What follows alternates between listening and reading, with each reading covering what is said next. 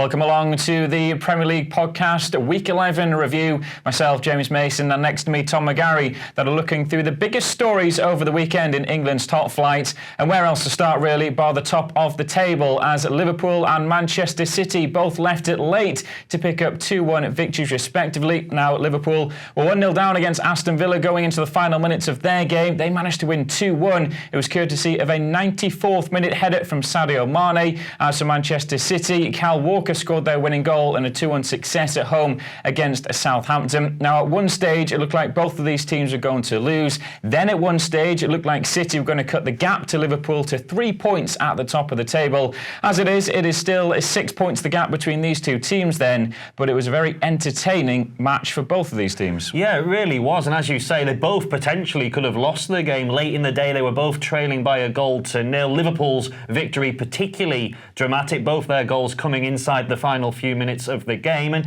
it's probably difficult to say early in November that it was a title-defining weekend, but it really was psychologically for Liverpool at least a big boost for them to come from behind so late. That's traditionally what big teams challenging for titles do, isn't it? And it's a real endorsement of the team spirit and never say die attitude that Jurgen Klopp's team have. City also were able to do it, and I think they actually ended their game a little earlier than Liverpool, got into the changing room, thought Liverpool were going to drop points, and then learnt Mane had popped up with that late winner. So it's a huge boost for Liverpool in particular going into next weekend's huge top-of-the-table clash at Anfield, and I think it really bodes well for them. They are the real deal, aren't they? Yeah, they are the real deal, and it could suddenly be 9 points Liverpool could be ahead if they managed to beat City at the weekend, where it could have been 0 if things had gone different. But that's why the Premier League is so entertaining. 5-6, Liverpool are still the favourites to win the Premier League. 6-5 are Manchester City, but you wouldn't bet against more twists and turns as this campaign goes on.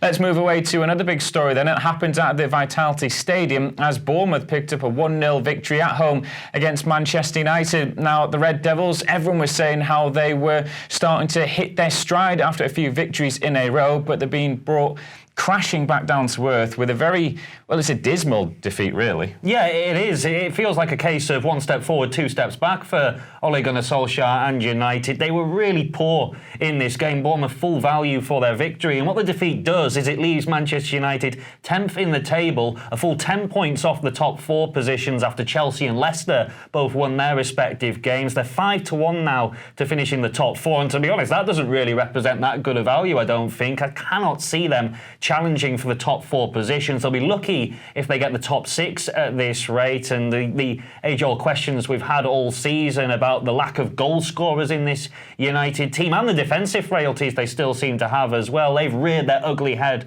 once again. Solskjaer is 12-1 to be the next managerial casualty in the Premier League. There probably are 2 or 3 above him in that race who are more likely to lose their job first. United seem to have a plan in place with Solskjaer in the short and long term, but for me it was a really poor result, and it sets them back to square one once again. Yeah, square one indeed. Before we move on to the final sort of story of the weekend, just a little note for Leicester City as well. Their 2-0 victory away at Crystal Palace on Sunday. Another goal for Jamie Vardy as well, as he continues to lead the Golden Boot. They're going very, very well at the moment. But you mentioned Ole Gunnar Solskjaer could be under pressure. Well, Unai Emery could be under pressure as well. The Arsenal manager, they had a 1-1 draw against Wolverhampton Wanderers at the Emirates. They were 1-0 up, the Gunners, but they were pegged back in.